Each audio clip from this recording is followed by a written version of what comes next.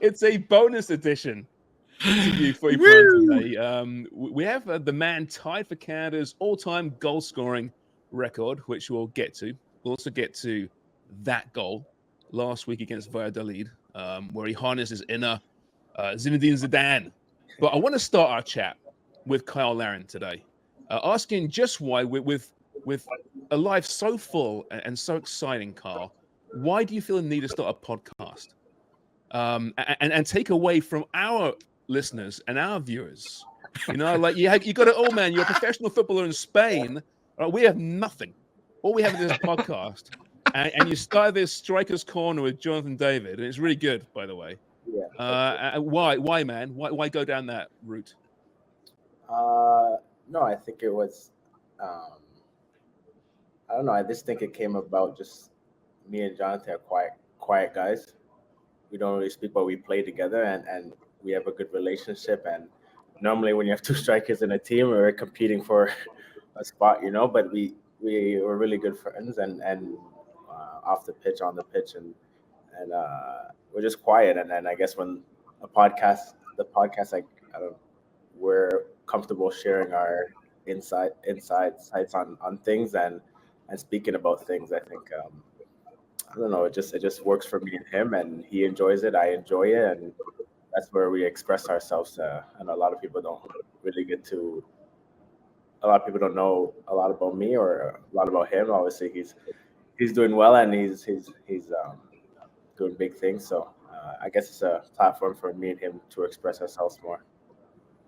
Are you going to record one over this window at some point? I don't think so. I don't Good. Think not. Good. Yeah, exactly. Good. You guys got it all this time.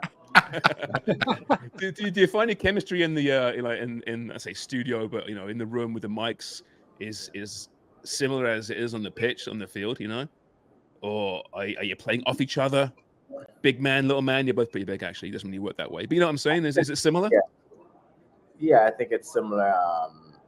I think it just works, and the more we do the podcast, the more it gets better. And same thing on the pitch. The more we play together, the more we get better. And I know where he's going to be on the pitch, and I guess he knows the right questions to ask, and we just feed off each other in the podcast. Because at some points it's free flowing. It's not like scripted. We just keep going, and I think it's the same thing on the pitch. What's the best part about playing with him? Yeah, the best part, like on the podcast, he's very smart player. He knows what to ask, knows what to do. Like same thing in the game. He knows where to be on the pitch, knows what positions to be, where to move in open space, and so I think that's the best thing. Me playing with him, and where he needs to be, I will be right beside him on the pitch, and we're not in the same area, like crowding each other's space, So it's good. Or if he scores, I score. Like we're happy for each other. It's not like we're competing against each other. I know. Well, I think he is. He's going to be catching you soon on that. I know he was going to get there eventually. It's not. But, I'm waiting for you to have a tussle with a penalty or something. You guys fighting for the ball. To be honest, we don't fight. Awesome. It depends on the moment. Sometimes, I took penalties before, and he's taken some penalties. It's never been a fight to take a penalty. Do you think you Canadians have a different kind of bond? The European-based Canadians. Craig and Jimmy Brennan, our other podcaster, he's not on right now. They talk about it when they played in Europe. A long time ago now. But how every now and again they get together with their compatriots in Canada, and that kind of connection. It's a little bit different. It's not a footballing nation per se just yet. So you're almost in a literally in a foreign land, but playing almost a foreign sport. Yeah, because I think I guess we know what on the outside in Europe, and we're Canadians there, and then not a lot of people. When we say we're going back to our national team, now it's better. When I used to play, and I would say I'm going to my national team, they really didn't know who we were, or who we were playing, and it's a bit different now. So I think we always look after each other, and the Canadian guys in Europe, and always follow each other and want each other to do well. Has that changed then? It's a good point, because I mean, without using the word insignificant, it's a bit unfair, you know. But for a long time, Canada felt insignificant on the world stage, and then suddenly you have that qualifying campaign. You qualify for the World Cup, and then you know Jesse comes in, and you have this Copa America that no one saw coming. Maybe you guys did, but no one saw it coming. Do you notice there's a different outlook on you and Canadians around Europe now? When you say you are from this country? Yes, for sure. I think even going back to my club or being another club, or another guy saying to us, and a lot of countries want to play us because the quality we have, and we've been doing well, um, and you see different guys playing on big teams in Europe and in League One, in Spain and Germany. So I think it's just growing. It's growing, and we're being noticed on the world stage. And the more we do better, the more we're noticed. I was wondering, Kyle, the travel that you've been sustaining lately, coming back and forth for the international breaks, how are you getting over your jet lag? How do you approach that so that you're always kind of together on the pitch? Are you sleeping more? How do you approach coming in? Because right now it's 11, 12 o'clock where what time is it? Like 5, 6 hours difference, right? Yeah, so it's almost 12. Yeah. How do you approach it? The first few days are difficult. I think the plane ride over is important to adjust, try to adjust then, and try to get some sleep on the plane. But for sure, the first few days are difficult. It's early nights, probably like 8:30 p.m. Maybe before 8 o'clock. Are you getting sleepy around 8? Should we come tuck you in tonight? Craig, we'll send over our 6'6" former goalkeeper to tuck you in. The first 2-3 days are difficult, but coming back to Canada is a bit easier. I mean, but when you go back to Europe after a couple of days, 10 days, it's also hard to get back in the time zone over there. But 2-3 days you can adjust just easy, and just taking care of your body. It's an important part to be able to play. And you're not playing coach anymore, right? Like in the old days. No, with all the scum like myself, you know. But wait a second, you see how Kyle said it though, because Craig was just talking to my daughter about flying to Australia, coach, and when they're trying to qualify for the World Cup against Australia, and I doubt Kyle has to go through that anymore. Craig, you could retell that story fairly easily to Kyle, couldn't you? Yeah. Took a sleeping pill basically and slept for 11 hours in a plucked up chicken position. I felt like about $1 when I got to Australia. I had to peel myself out of my seat and play a game against Australia. Fucking hell.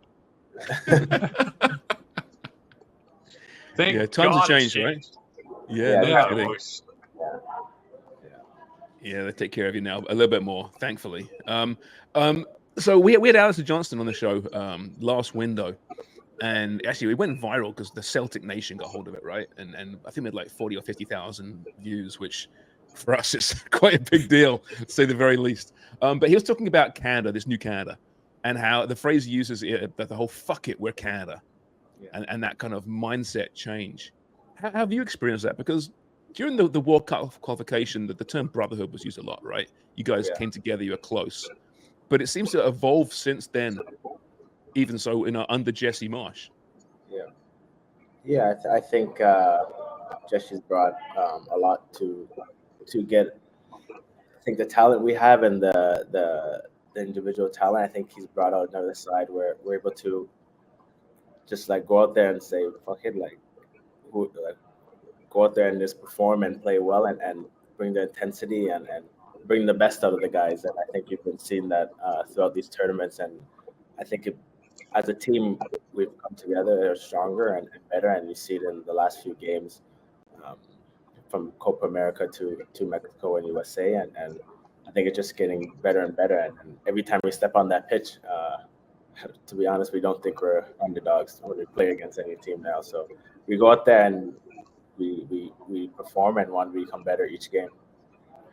And that confidence, Kyle, is that coming from all this string of very good results over the last few years to be able to play an aggressive, confident, let's go at them test them no matter who it is? No, I think it's because we know who we are. I think, and we know who we have, and it's not like the other team is miles better than us in talent wise. I think, and physically wise, I think we're right there with all the teams in the world, but I think we know what we have and know what we can do, and we play to our strengths, and you can see it in the games, and we create opportunities. We defend well, and I think we'll get better from here. It seems that you're also warming up right now, personally. You're playing, well for New York. You're getting good minutes there. That goal against Valladolid was just, I mean, if you can talk us through it, it was one of those goals we're going to see all year long. That touch, I mean, that is not something that, I mean, I'm sure even in training, it doesn't come off that often. No. I think the next 2 days or something, the ball came like that in training, and I mistouched it.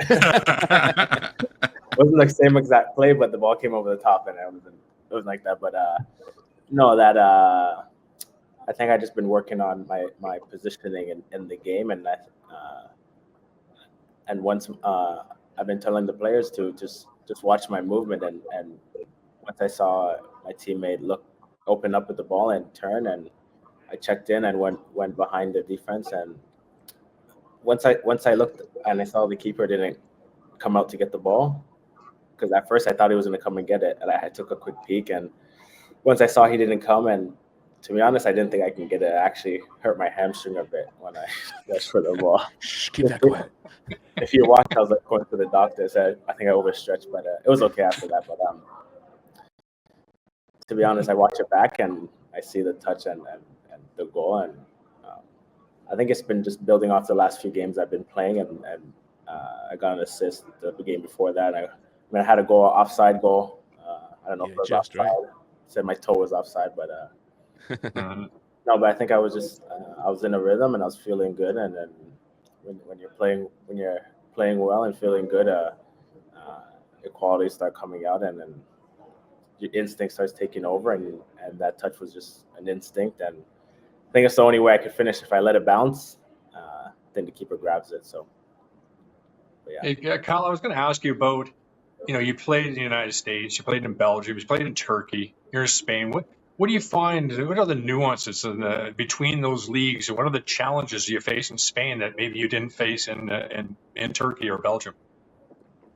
I think the quality of the players are from the first, from the top to the top, for the top 15 teams is quality everywhere, and very tactical, very smart guys playing on the pitch. I mean, sometimes they don't look like they're football players, but their feet are very good. They move the ball, and very smart players. I think that's a big difference that I've noticed playing in La Liga.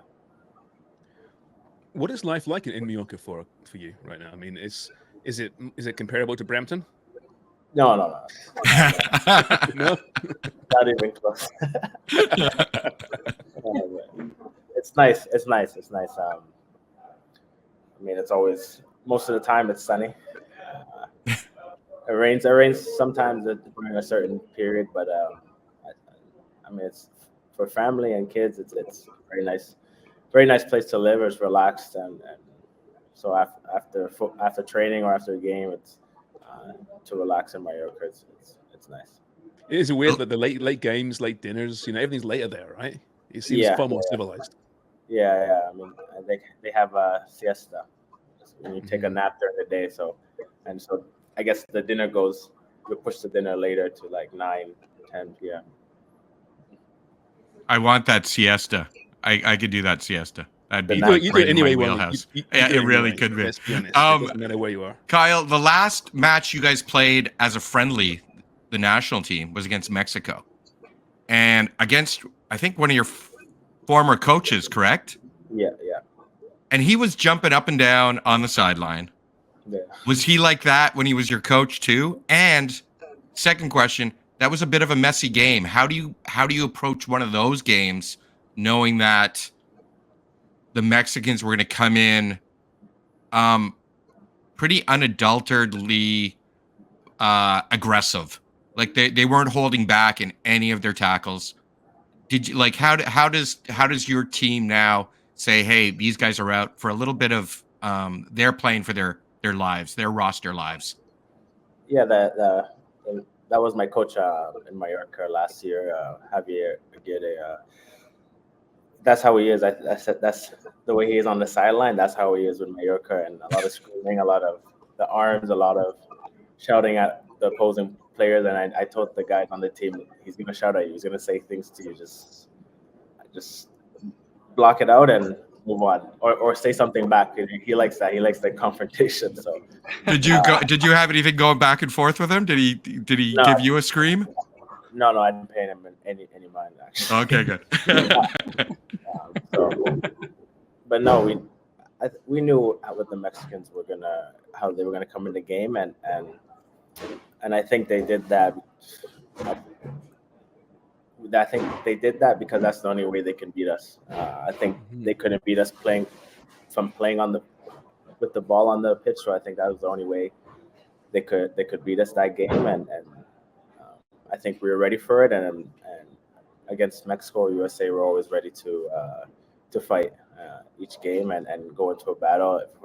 Sometimes it won't be pretty, but I think that's what we've changed a lot about our game. It won't be pretty sometimes, but I know the results matter in the international stage. So I think that was a big part. One more from me. I know we've got some rapid fires coming up very shortly, but last question from me is Jesse Marsch, obviously at helm now. How is a camp under Jesse Marsch different to a camp under John Herdman? Is it dramatically different? Yeah, I think it's not dramatically, but it's a little different. Obviously, you have different coaching styles, way of training, and just training is very intense, and the guys are very focused in the training, and then, but I think John Herdman had a lot of meetings, and then more than usual. But no, I think Jesse's very relaxed guy, and outside of off the pitch, and allows us to be ourselves.